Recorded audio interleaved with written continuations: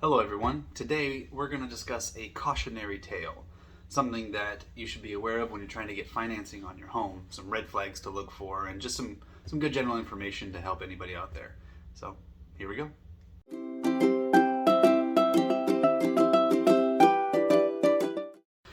So I want to share this story.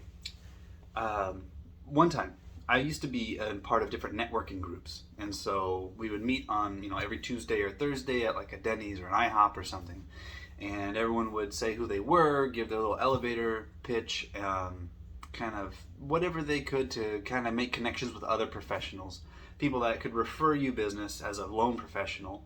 There was insurance agents, there were entrepreneurs of different types of sales. All these different people would come together on a regular basis, and then we would talk about business and things we could do to help one another. So I used to be a part of a couple different groups. One time during this group, we had a new guy had joined. He was an insurance agent, and this happened to take place at the end of the month. This is an important detail to the story. It was literally the last day of the month. And in this particular group, I was the president of it, so I got to kind of help run it. And there was probably about 10 other people in the group, and we regularly met. So it was a good time. It was good times. And I was sharing a story about refinancing or something like that. And he came up to me after and said, "Yeah, I have a close friend she's in the middle of refinancing her home, and she's freaking out." And I said, "Well, why is she freaking out?" He goes, "Well, she's been in this process for over a month, and the lender she is working with hasn't gotten back to her, and she hasn't paid her mortgage for this month. He told her not to, but now he's not responding to her." And I go, "Oh my gosh, okay." So like I said, it's the last day of the month, and I tell him in that moment, I say, "Call her, tell her to pay her mortgage right now, right this second. I don't care what the other guy said. It's the last day of the month. If she waits any more time, she's going to have a 30-day late on her mortgage, and she's not going to be able to do anything for a year." That's what happens when you have a mortgage late. Whatever the circumstance is, whatever causes you to go 30 days late on a mortgage, that 30-day late basically starts a timer that goes out for a whole year before you can either refinance or get any kind of financing on a different home.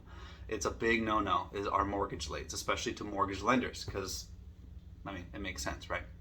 It's like having a car note and going to get a second car, and then you just have a whole bunch of lates, and it shows that you don't pay it. Now, a lot of things can happen that can cause mortgage lates, but that's one of those debts that's very hard to refute a late unless you have documentation, communication, you have things to document what happened. So that's what led me into this. I said, let her know right now, make her payment. She has to make that payment today, so that she's not late, and that it doesn't mess up her credit, because mortgage rates can really drop your FICO scores too. And I said, okay, I'll let her know right now. And I was like, it's really important. And I said, if you want, let me talk to her and see what's going on. And so he gave me her number after asking for her permission if it was okay for me to call her. That's typically how we like to do it, so I'm not just some random guy. I'm like, "Hey, I know your friend. He told me your situation. Tell me a little bit more. What's going on?" And so she told me that she was working with this guy out of this reputable lending company, but he just kind of stopped communicating, and she's been asking him for updates on what's going on with the refinance, and he hasn't been communicating, and she was getting kind of worried about what was going on.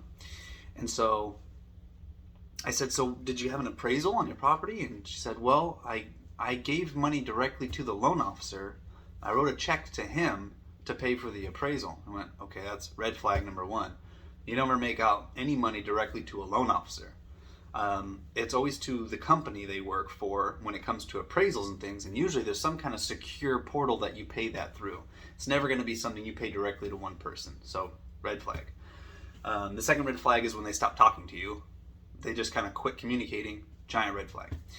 That's when you actually call the company and you get a hold of a manager and say, "Look, I'm working with so-and-so, and I don't know what's going on." And that's usually when the boss will show up and figure out what's going on. So anyway, she paid the guy directly. I said, "Okay, well, when was the appraisal done?" She said, "Well, he said it was already done, that it was just a drive-by appraisal." Okay, red flag. Most of the time, actually, I've never been able to use a drive-by appraisal in any transaction I've been a part of for any kind of purchase, refinance. investment property, primary residence, doesn't matter. Never been able to use a drive-by appraisal. I believe they were more common years ago. That might have been allowed. But I haven't seen anything that allows you to use just a drive-by where an appraiser just checks the house and makes sure it's there and it matches or something. So there are instances where you can get a property inspection waiver. Usually if you're doing a rate and term refinance, or if you're buying a property and putting a lot of money down, the computer systems we use for underwriting, the automated underwriting systems, will sometimes say, yeah, you can use a waiver. There's plenty of data to support the value. And we get to do that sometimes, which is pretty cool because it saves people money. They don't have to pay for an appraisal, makes the process faster. But that doesn't happen all the time. It's more of an exception than the rule. You almost always have to have an appraisal. And that person will come and call you and schedule an appointment and come and check out your property. Or if you're buying a house, they're going to call the listing agent and they're going to set up a time to go inspect the property.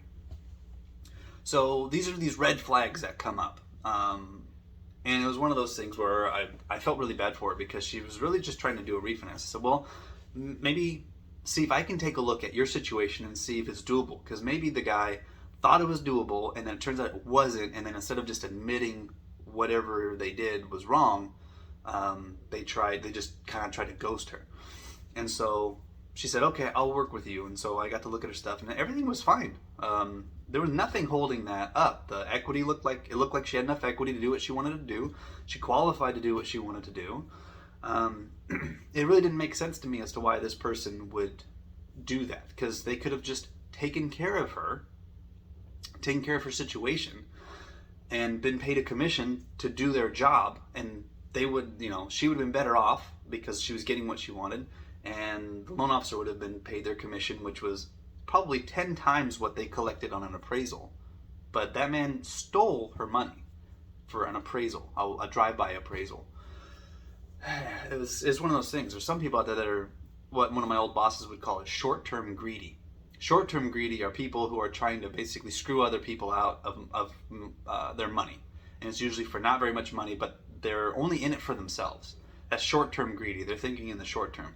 And then there's long-term greedy. He said long-term greedy is you actually do a good job, you build relationships with people because you want that person to come back to you in the future. You want them to refer their family to you. You want them to send you every friend and family because you did such a good job and you're the go-to. You're the professional that they want to work with. He said be long-term greedy. Do the best job you can and always put other people's interests in front of your own. And this was a great example of that. This guy almost ruined this girl's chance. This lady, she's a young lady, almost ruined this lady's chance of refinancing her home to get a better payment and to help her situation, all for taking money and then just not doing their job. So I never really found out what happened beyond that. I asked her, I was like, are you going to report him or are you going to do something about it? And she's like, what, I just want to get this refinance done and just be done with all of this. And because I was able to help her, and this was such a great thing because I felt awesome being able to help her, because I was like, you're in a bad spot and I'm in this opportunity where I can actually help you get it done and make sure that it gets done well. She's referred her sisters to me, her parents to me. I've done a bunch of transactions for the whole family, and it's been awesome because she trusted me, because I did the work and I tried my best to help her in that moment where she needed help. And anyway, it made me feel awesome. But that's a side note. So red flags are when you're working with someone and they ghost you. That happens a lot in this industry, which is terrible. Someone might pull your credit and see that it's not good, but instead of talking to you about it and letting you know some things you can do, they just kind of stop talking. And that's never acceptable. That's an industry faux pas, and it shouldn't be there. But as you've seen the red flags, just be aware. When someone says, yeah, you're going to pay me directly for this, no. There's not a lot of things you pay for outside of escrow when you're refinancing or buying a house. You're going to pay for the appraisal, but it's usually going to be through a secure system. It's never to a loan officer. You're going to usually get a home inspection. You're going to pay that directly to them. And sometimes you might have to order some inspections, but that's usually what's going to happen on the listing side because it's not your house. It's their house. Termite reports and things like that. A roof certification. You're not going to pay for that out of pocket. So just things to be aware of. A lot of that's going to go through escrow. It's going to be contained by that third party. That's why escrow exists. They're a neutral third party that handles all the funds coming and going in the transaction. If you ever have any questions about, hey, is this normal? You could talk to your escrow officer. Sometimes you don't have a lot of direct connection with the escrow people, just mostly through your loan officer or through your agent. But make sure you talk to other professionals in the transaction to make sure everything's on the up and up. So, anyway, I wanted to share that story because I think about it sometimes, and I'm very grateful that I had that opportunity. I'm grateful to the person at that meeting who spoke up and said, "Hey, my friend's going through this. What do you think?" Because it just led to a lot of great things coming out of it. I ended up doing another transaction for her as well when she went to buy a new house. So it's been a great, we bonded over that, and it's been one of those things where it's like, all right, I did my job and I did it well, and I feel like I directly impacted their life, and it's a great thing. So yeah. Anyway, if you like this content, if you want to hear more stories like this, or just anything about getting a mortgage, buying a house, refinancing, investment properties, anything like that, leave a comment down below. I'd love to start a dialogue with anybody who wants to talk about these things. I can create content in the future based on your interests, what you have questions about. And yeah, so that's it for me. Have a good one, and I'll see you guys later. Peace.